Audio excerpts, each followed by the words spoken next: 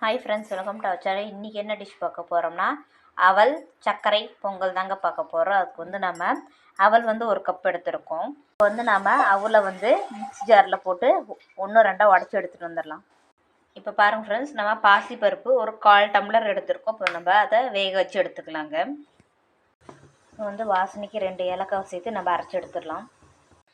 பாருங்கள் ஃப்ரெண்ட்ஸ், பாசிப்பருப்பு நல்லா குழைய வெந்து போச்சு. இப்போ நம்ம மிக்சியில் அரைச்ச அவலும் ஆட் பண்ணிக்கலாம். இதில் நல்லா நம்ம மிக்ஸ் பண்ணிக்கலாம். பாருங்கள் ஃப்ரெண்ட்ஸ், அவல் நல்லா வெந்துச்சு. இப்போ நம்ம ஒரு 1/4 கப் நாட்டு சக்கரை ஆட் பண்ணிக்கலாம்.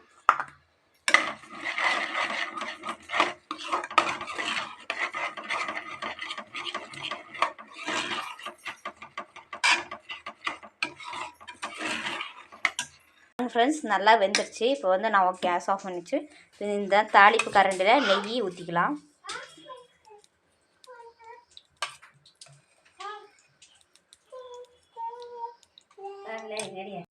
பாருங்கள் ஃப்ரெண்ட்ஸ், நெய் நல்லா ஹீட் அடிச்சு முந்திரி திராட்சை ஆட் பண்ணிக்கலாம்.